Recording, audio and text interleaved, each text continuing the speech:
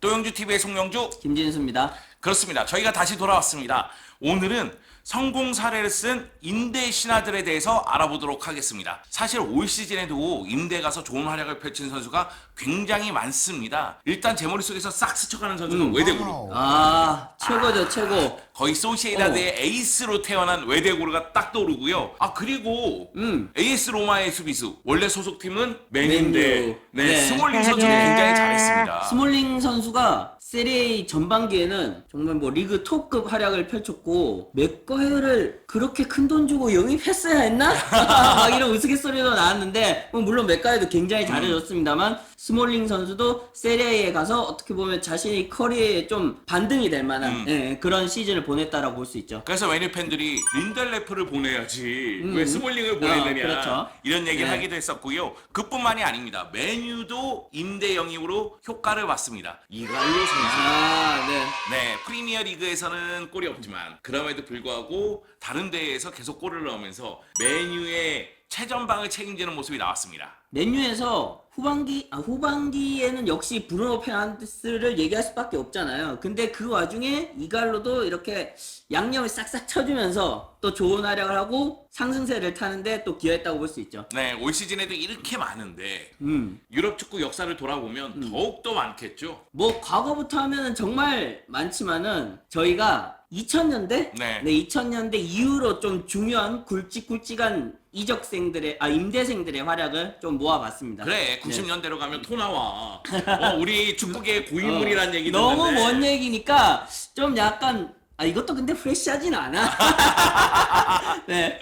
네, 무엇보다도 페르난도 모리엔테스 얘기를 해야 될 것 같아요. 레알 마드리드에서. 임대하면 모리엔테스지. 네, 모리엔테스가 네. 레알 마드리드에서 모나코로 임대를 가서 말 그대로 부메랑 효과를 톡톡히 보여줍니다. 어떻게 보면은 모리엔테스는 라울 그 다음 가는 레알 마드리드의 스타였거든. 프랜차이즈 스타였거든요. 그런데 이제 갈락티코가 만들어지면서 여러 선수들이 오고 그 과정에서 또 호나우두도 오고 하면서 모리엔테스가 설 자리를 좀 잃어버렸잖아요.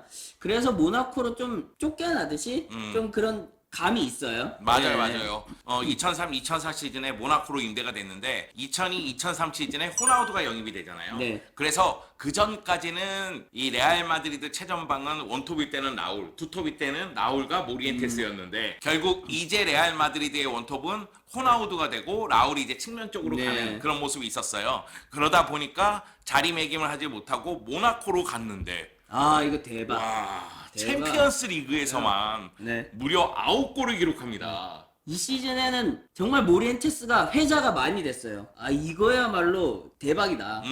그러면서 모나코가 정말 리그뿐 아니라 챔피언스 리그에서도 굉장히 활약했고 그 중에서 이 백미는 레알 마드리드가 제외했을 때. 네, 8강전. 네. 이 8강전 산티아고 베르나베우에서 한 골을 기록했고요. 네. 홈에서도 또 한 골을 기록하면서 레알 마드리드를 탈락시키는 주인공이 됩니다. 근데 이 매치가 정말 난타전이었는데 합계 5대5였거든요. 그런데 이제 베르나베우에서는 두 골을 넣고 2대4로 지고 홈으로 와서는 또 3대1로 이기면서 원정 다득점으로 올라갔어요. 어떻게 보면 갈라티코를 떨어뜨린 거잖아. 무너뜨리고 올라가면서 이 모나코가 결국 결승까지 올라갔었는데 거기에서 모리엔테스의 활약이 굉장했다라고 볼 수 있습니다. 네, 물론 이제 결승전에서는 주제 무리뉴의 포르투에게 네. 대패를 당하면서 결국 우승에는 실패를 했지만 모리엔테스의 사례야말로 성공 사례다. 네, 이 모나코가 정말 좌우에 로탱 지울리, 앞에 모리엔테스 프로소 정말 활약이 대단했거든요. 어마어마했죠. 근데 모나코 포르투 너무 매첩이 약하다 이런 얘기가 있었는데 경기 자체는 정말 재밌었어요. 모나코가 지는 모습이 그렇게 재밌었다. 모나코 경기들이 정말 재밌었어. 네. 네. 모리엔테스 말고도 다비드 선수도 생각이 나요. 다비지는 바르셀로나에서. 네, 유벤투스에서 바르셀로나로 임대돼서 바르셀로나에서 개고생했죠. 다비지는 유벤투스에 어떻게 보면 커리어를 오래 보내면서 유벤투스에서 활약한 모습들이 많이 인상이 깊어 있는데요. 이때 바르셀로나 가면서 레이카르트의 구세주 역할을 좀 네. 했었죠. 그러니까 2003년도 여름에 레이카르트 감독이 지휘봉을 잡았어요. 그런데 기대와 다르게 03-04 시즌 고생을 했단 말이에요. 근데 후반기 들어서 다비지를 영입하면서 중원이 안정감을 찾고 호나우지뉴가 제 힘을 발휘하기 시작하면서 라리가 2위까지 기록하는 모습이 나왔습니다. 그래서 다비지를 완전 영입한다 안 한다 이런 얘기가 굉장히 많았는데 네. 완전 영입에는 실패를 했었죠. 그래도 이 다비즈가 활약한 경기가 채 20경기도 되지 않아요. 그럼에도 이제 이 임팩트 있다라고 하는 것은 방금 말씀하셨다시피 이제 레이카르트 체제의 안정화에 기여를 했고, 그리고 이게 결국은 바르셀로나의 부활의 전초 그런 모양새가 됐기 때문에 다비지의 활약이 중요했다. 키포인트였다. 임대 영입이. 네. 근데 다비지는 그냥 보고 있으면 멋있어. 아, 멋있죠. 네, 곡을 쓰고 어. 그 막 뛰는 모습 보면은 정말 그 이런 표현은 상투적이지만 적토마 같이 뛰잖아요. 적토마 자주 나온다 네. 우리. 그거 보면서 네. 야 다비지는 진짜 대단하다 이런 생각을 했던 기억이 납니다. 다비즈가 젊었을 때는 이 고글을 안 썼잖아요. 예, 농내장이 없다 보니까 안 썼는데 그 농내장으로 고글을 쓰면서 오히려 좀 더 멋있어지는 그래. 그런 효과가 있었어요. 선수에게는 이제 건강을 보호하는 굉장히 중요한 도구였지만은 이거를 쓰면서 다비즈가 좀 이미지가 생긴 그런 느낌이에요. 네. 자 그리고 이 임대 신화는 헬링 라르손을 꼭 얘기해야 돼. 아, 네. 라르손이야말로 다비즈보다도 그 경기 수가 더 적었어. 그리고 스탯을 보면은 오라 이거 뭐 그렇게 크진 않은데 뭐 이런 별거 느낌이 없어, 별거 이런 없어 느낌이야. 보이거든. 근데 이때는 맨유가 정말 한국에 팬이 많고 지금도 물론 많지만은 팬이 많고 이 라르손의 활약을 지켜보신 분들이 아직도 굉장히 많아요. 맞아요. 그렇다 보니까 모두가 동감하실 그런 선택이라고 네. 생각이 돼요. 네. 그러니까 2006-2007 시즌 후반기에 라르손이 임대돼서 시즌 13경기 나와서 3골을 넣었습니다. 네. 최전방 스트라이커 해결사의 면모를 봤을 때는 13경기에서 3골은 좀 미비하다 이런 느낌이 있겠지만 네. 임팩트 하나만큼은 네. 엄청나게 강했고요. 그래서 퍼거슨 감독이 라르손을 정말 좋아했어요. 정말 좋아했고 전방에서 굳은 일을 정말 많이 하고 팀 공격이 잘 돌아가게 순환시켜주고 연계해준 역할을 정말 잘해줬거든요. 그러면서 또 젊은 선수들에게 또 교감이 되고 교본이 되는 그런 역할까지 하면서 퍼거슨 감독이 정말 칭찬을 아끼지 않았었죠. 그래서 네. 퍼거슨 감독은 계약 연장을 원했다고 하더라고요. 네, 계약 연장 얘기가 그때 많았었죠. 그런데 라르소는 가족과의 약속을 지키기 위해서 또 멋있어 여기서 남자야. 또 그러면서 이제 딱 깔끔하게 마무리하고 다시 돌아갔었죠 친정팀으로. 네, 맨체스터 유나이티드 얘기를 하나 더 할 텐데 왜 그러냐면은 메뉴가 은근슬쩍 임대로 재미를 본 장면이 있었어요. 네, 계속 그런데 있죠. 이제 라르손 얘기를 하고서 이 선수도 얘기를 해야 됩니다. 테베스.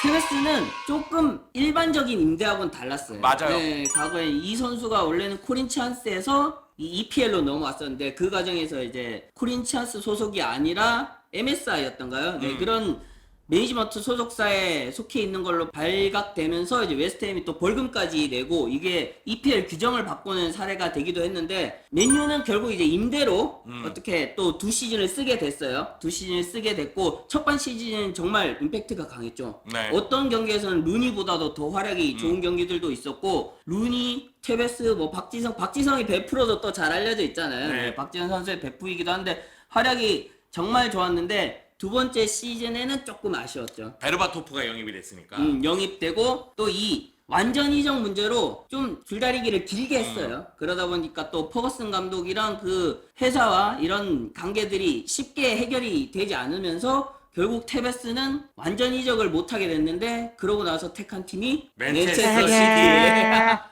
네. 이게 역사죠. 네. 네. 그러면서 맨시티에 가면서 또 맨시티가 지금 역사를 쓰게 되는 데 있어서 또 밑바탕이 되는 그런 활약들을 했었죠. 네.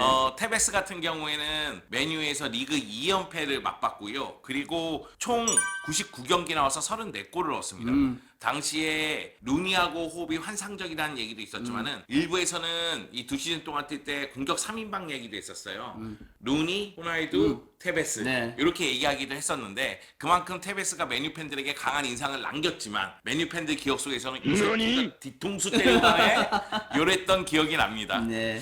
여하튼 임대에 가서 성공하고 돌아온 경우도 많고 물론 실패한 경우도 많습니다. 그렇죠. 임대생을 데려온다는 것 자체가 그 선수가 그 전 소속팀의 주력 전력은 아니란 얘기거든요. 그러다 보니까 뭐 물론 이제 나르손 같이 이런 리그가 겹치지 않는 선에서 이런 선수를 데려오는 케이스들도 있지만은 대부분은 이제 주전력에서 좀 밀려나 있는 좀 특이 케이스 선수들 데려오는 건데 이런 선수들이 와서 이렇게 활약을 해줄 때 또 굉장히 짜릿한 축구의 묘미를 느낄 수 있게 되는 거죠. 탭에스 보니까 울산에 활약했었던 김보경 선수가 떠올라요. 네, 울산의 에이스로 네. K리그 1 MVP를 차지했는데 올해에는 전북으로 가서 뛰고 있는.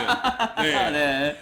김보경 선수 지난 시즌에 정말 잘했죠. 네, KBK. 네. 정말 에이스의 면모를 보여줬었고 울산이 우승하면서 MVP까지 받았으면 정말 최고였을 텐데 그러지 못한 것은 조금 아쉽지만은 이 김보경 선수의 클래스를 볼 수 있는 그런 시즌이었어요. 지난 시즌은. 네. 그리고 여러분들이 뭐 잘 아시겠지만은 소위 얘기해서 명문 구단일수록 젊은 선수들이 임대 보내는 경우가 많습니다. 네. 그러다 보니까 뭐 레알 마드리드도 그렇고 첼시나 맨체스터 시티도 그렇고 네. 맨체스터 유나이티드도 그렇고 젊은 선수들을 다 임대를 보내서 활약하는 거 보고서 다시 이제 A팀에 올리거나 아니면 타팀으로 또 임대를 네. 보내거나 이렇게 선택을 하는데 최근 그 임대로 재미를 본 가장 유력한 팀이라고 할까요? 인상적인 팀은 첼시 같아요. 네. 첼시에서 올 시즌에 주축으로 자리 잡은 영건들이 참 많잖아요. 뭐 메이슨 마운트라든지 타미 에이브럼이라든지 리스 제임스 뭐 이런 선수들이 참 많은데 이 선수들이 전부 다 결국은 타리그 혹은 EPL 잉글랜드의 하부리그에서 활약을 하고 경험을 쌓으면서 이렇게 성장할 수 있었던 거거든요. 네, 그런 첼시가 좋은 사례들을 남기고 있다라고 볼 수 있죠. 네, 그러니까 임대가 나쁜 것은 아니다. 다만 자신을 원하는 팀으로 갈 수 있느냐, 출전 시간을 많이 잡을 수 있느냐 이런 부분들을 확실하게 고려해서 임대를 가야 되고 그리고 구단들도 자신이 활용할 수 있는 카드가 아니면 임대를 통해서 성장을 시키는 것도 또는 경기력을 유지하는 것도 좋은 방법이다 이런 생각이 좀 들더라고요. 근데 임대도 참 이게 애매한 게 선수들에게 결국 1년간 잠시 이사가 있는 거잖아요. 이게 힘든 건데 루카스 피아존 아시죠? 네, 첼시 소속인데 참 여러 팀을 다니고 여러 나라를 다녔어요. 근데 아직도 첼시 소속이에요. 네. 정말 이 선수가 첼시 소속이라는 걸 알기가 어려울 정도로 여러 리그를 다니고 있는데 이렇게 되면은 선수 본인도 힘들고 팀에게도 힘든 이런 사례가 되는 거죠. 그만큼 임대란 게 그렇게 쉽지는 않다. 네, 그렇게 얘기 드리고 싶어요. 네, 오늘은 임대 신화 성공 사례를 알아봤습니다. 이강인 선수 같은 경우에도 임대 얘기가 솔솔차게 나오고 있는데 임대를 하든 잔류를 하든 보다 많은 경기를 뛰었으면 하는 바람이 있네요. 네, 뭐 선수는 결국 뛰어야지 성장하게 되는 거니까요. 네, 좋은 팀을 선택해서 또 다음 시즌에는 더 많이 활약하는 모습을 봤으면 좋겠습니다. 네, 또영주 TV에서 이강인 얘기하고 싶다. 나도 하고 싶은데.